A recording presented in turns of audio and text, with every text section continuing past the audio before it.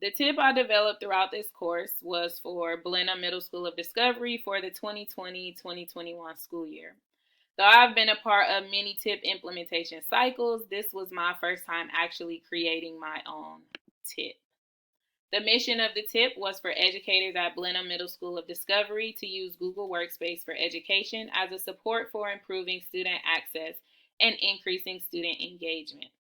As I created my tip, I kept Philippians 4, verse 9 in mind because the verse calls for us to apply our learning, and I wanted to design a tip that provided educators and students with opportunities to do just that. I wanted to focus not only on integrating new technology, but providing the necessary teacher supports to ensure the technology was integrated effectively. Malloy et al. 2021 explained that understanding the methodologies of educational technology integration is essential to teaching K-12 students. This is why goal number 1 is for educators to receive training on the TPAC framework, which will help them establish best practices for integrating the new technology. In addition, Malloy et al. 2021 also explained that knowing learners promotes effective technology integration.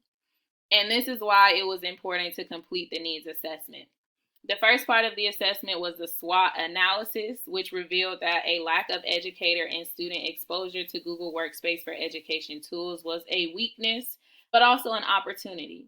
And this brought me to think of Romans 5, verse 3. Upon the successful achievement of the TIP goals and mission, it would have been because we proactively worked toward addressing the shortcomings in instruction and learning. We embraced them, we addressed them, and we were able to be successful. After completing the SWOT analysis, I also looked at student demographics, which made me more confident in my choice to use Google Workspace for Education as my focus technology. Malloy et al. 2021 and Gargiulo and Metcalf 2017 both reminded me of the importance of instructional practices that are non-exclusive. And I knew that within Google Workspace for Education, there were tools that could meet the needs that came along with a diverse population of students and educators. Of course, in order to address those diverse learner needs, specific strategies had to be developed. In order to achieve a goal, you have to have a plan, which is what Luke 14, verse 28 says. The verse just reminded me that I have to apply that planning strategy to what I wanted to do with this technology implementation plan.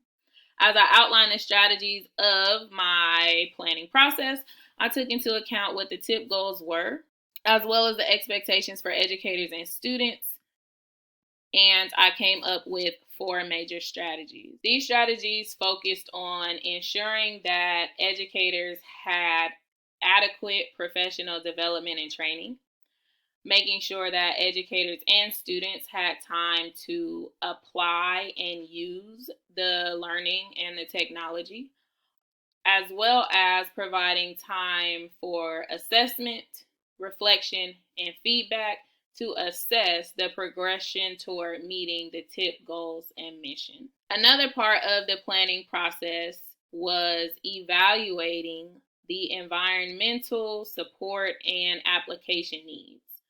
Each of these areas were actually identified by Gargiulo and Metcalf 2017 as focus areas when teaching in inclusive classrooms. By intentionally evaluating and addressing each area, the desired outcomes are more likely to be achieved by each learner. My considerations for engagement for educators focused on relevant and meaningful learning experiences as a means to garner teacher buy-in. However, in hindsight, I do believe that the amount of training required for successful TIP outcomes could actually decrease teacher buy-in. And I say that because the TIP I created spans 4 months.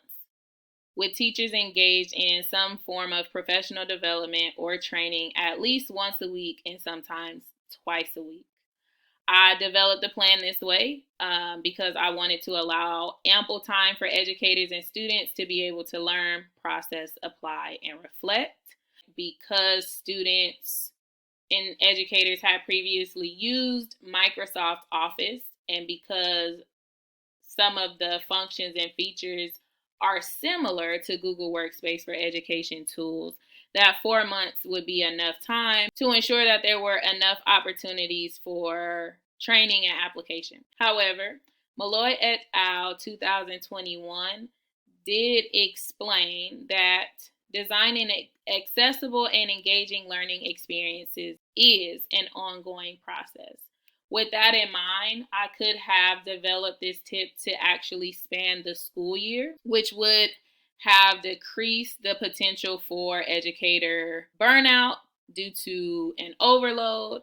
It also would have allowed for a differentiation with pacing, not just for educators, but for students as well. I will be sure to take these things into account during the creation of future plans.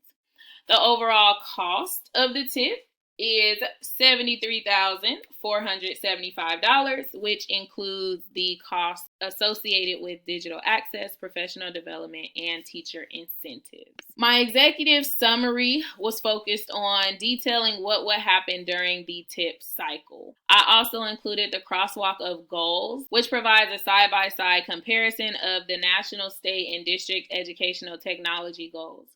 The similarities I saw among the three included that the focus for learning was using technology to increase meaning and relevance. The teaching focus was to increase student engagement and meet diverse needs. The leadership focus was to provide knowledge and professional development. The assessment focus was on administering and using data from assessments. The infrastructure focus was on ensuring that technology is available and operational. Overall, the TIP experience increased my knowledge about the process of implementing new technology at a school site. This was beneficial for me because it was relevant to my role as a district level instructional technology coach and the goal from the district level to implement technology initiatives at each school site in order to improve teaching and learning. That relevancy came from me being able to gain knowledge about and experience with creating the tip, my application of learning from course materials, which led to an increase in my instructional capacity. It also led to a reflection on my own performance in my role and identifying areas that I could improve in to be more successful myself, to help educators be more successful, and to be more effective in achieving the district-wide goal of improving teaching and learning.